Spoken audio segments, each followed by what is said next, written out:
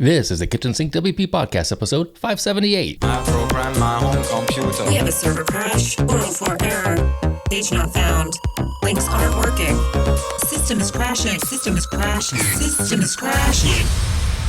Your old HTML website, barely alive. We have the technology.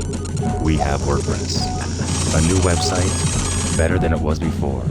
Better, stronger, faster.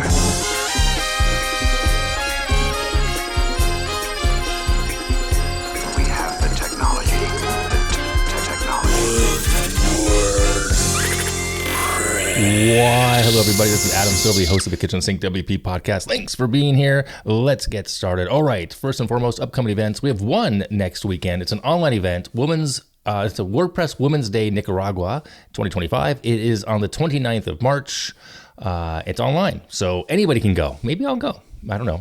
Is that okay? Can I go? I think so. It's content. It should be cool. And I think I might try to attend or pop in on it and see what I can learn, because there's always something to learn in WordPress, right? All right. I think that is it for upcoming events. Yes, it is. Moving on, segment one in the news. Only one thing to talk about here as well. Kind of a light news weeks, plural actually. But WordPress 6.8 Beta 3 is out. And I didn't mention this last one for Beta 2. It is now obviously ready for testing. Don't do this on the live site.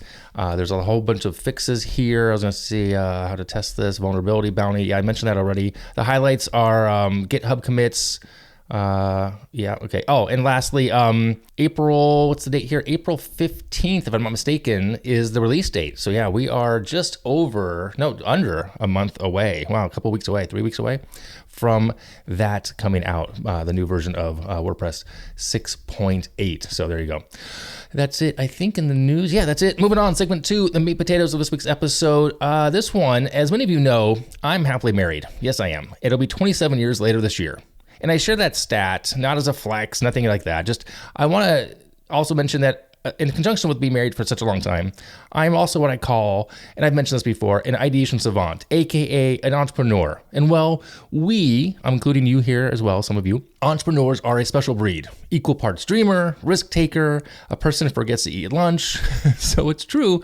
So as I have too many ideas on a weekly, if not daily, if not hourly basis, today I'm going to cover 5 survival tips for entrepreneurs and 5 tips for people who love them, AKA the true heroes.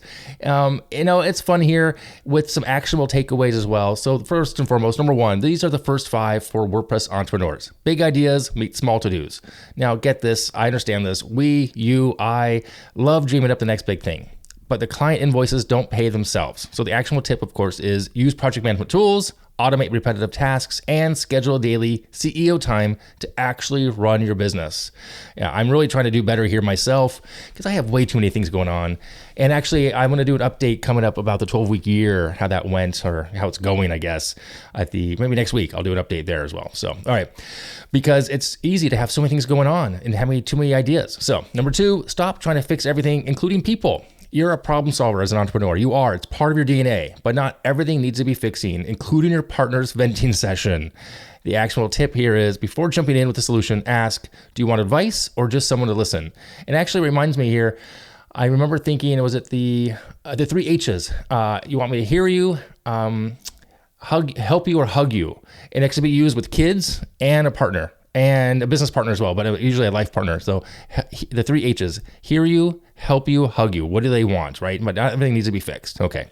Number 3, set boundaries between work and, quote, everything else. Now, if you're like me, if your laptop is open, it's open a lot, so you're really never off. Not luckily, but situationally for me, my laptop is now upstairs more. My office used to be downstairs, and it was really easy to go into the office and check something because the laptop was always open, right? So now the actual tip, of course, is create an actual end of day work ritual. I'm doing this, and shut down your laptop, change the room. In my case, that's been taken away since it's upstairs, downstairs. Take a walk or just breathe before switching into personal mode. Back in the day when we commuted to work back and forth more often than not, that was the time to reset. And you didn't, you left your office and the computer was at work and you got home and that was cool, right? So create an end of work ritual, shut down the laptop or the computer if you just still use a desktop computer, which is fine. And just set boundaries between work and everything else. Okay, number 4, Not everyone has your risk tolerance. This is weird to think that, but it's true. Quitting your job to launch the niche plugin sounds fun, right? I mean, who doesn't want to do that? But it might sound terrifying to your partner. Really is very possible. The actionable tip here, of course, have a real financial conversation. Set clear backup plans. Make sure your family isn't strapped into your entrepreneurial roller coaster without the seatbelt. I learned this the hard way. I was really stubborn when I lost a job many, many years ago and didn't want to hear it from friends and family, or my partner for that matter, from my spouse. And it wasn't going to end well until I realized that, the risk tolerance is not the same for everybody. So keep that in mind. I'm open. If you guys want to talk about that offline, I am more than happy to tell somebody. Actually, I can even do it here, but I won't do it right now. Separate episode. All right.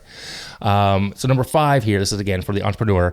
Don't make your business your whole personality. It's hard not to do. I understand that. WordPress is amazing. I get that too, but you don't need to talk about it 24/7, especially to your partner or your kids. Eyes will roll. Trust me. They used to be teenagers, no more teenagers, but still, they don't really care. They love me, I think. Yeah, they do. They just don't really care that much about the stuff we care about in the same way. So of course, get an actionable tip. The actionable tip takeaway here is get a hobby that has nothing to do with your work. You'll be surprised how much it actually helps your business as well. I mean, obviously mine is, I guess, running at the moment, right? Yeah, so it is. There's that. I thought it was going to be refinishing furniture. It's not. No, it just, that never happened. I thought it might, but to flip it didn't happen. Okay, so now if you're the one listening onto the podcast, you're probably like me, right? You're the entrepreneur. Now's the time to share the podcast with the other half. You can hit pause, go get them, listen to it together. But now I'm going to share the 5 survival tips for the partner of the WordPress hero, the WordPress entrepreneur, the true hero. Okay. Number 1, entrepreneurship is an emotional roller coaster. So buckle up. Okay. Monday, they're going to say, I'm building the next $1 million SaaS. Tuesday, I should get a job at Costco. The actionable tip here is be supportive. Don't ride the highs and lows too hard. Help them stay grounded. That's what we need. Trust me. Okay. I smile when I say that because I've literally done that. I used to be so fatalistic. It's just kind of funny to hear it out loud. Anyway, number 2, you may be an unpaid focus group. This is true. Expect random questions like, would you pay for a membership site for dog groomers at 10 p.m.? Not that they would groom your dog at 10 p.m., but like at 10 p.m. right before bed. If I say, would you pay for a membership site for this XYZ idea? That's going to be a random question. The actual tip here, set limits. It's okay to say, not now, honey, or establish no business talk time, right? Set that boundary there as well. Number 3, keep in mind, their brains never really turn off. This couldn't be more true if I tried it myself. I don't know how to even word this right now, but yeah, you might be on vacation, but they're mentally A/B split testing hotels' websites. That's true. I do it all the time. Actionable tip, gently remind them to be present. Maybe even lure them away with a well-placed cocktail. If they drink, go for it. Or a mocktail. Real quick, why do mocktails cost just as much, if not more, than the actual cocktail? There's no alcohol in it. I don't get that. All right. Anyway, number 4, they believe in you, maybe too much. You should start a business too. I say this all the time to my wife. It's their version of how was your day? It's so true.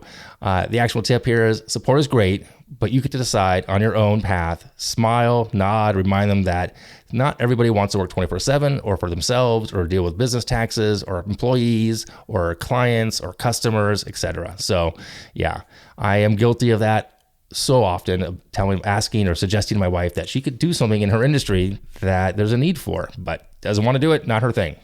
Number 5, the last one here, number 5, date nights need to be scheduled like client calls. If they block time for sales calls, they can block time for you as well. This is true. Actual tip, get it on the calendar. If it's not scheduled, it's not real. And this is a real thing here. I do this. My wife and I, we actually have due date nights fairly consistently. The last few months have been a little off due to family reasons, of course, with my son. But I saw something online, I think it was on Instagram, 777 rule, where it's every 7 days go on a date, every 7 weeks go 24 hours away from the kids, like overnight somewhere. Every 7 months go on vacation, more than just a day. So like maybe 3, 4, 5 days, a full week, whatever it is. So we're trying to do that right now. A schedule permitting. My wife is now back at work after taking 12 weeks off for Family Medical Leave Act, FMLA here in the US. So there you go. Again, these are to be modified as needed. They're not hard and fast rules, but I think they're solid. And just keep in mind that, being an entrepreneur, being of that risk tolerance and that variable isn't for everybody. And there's two sides of the coin, but the hero here is the person that still wants to be married to you or be with you 24/7.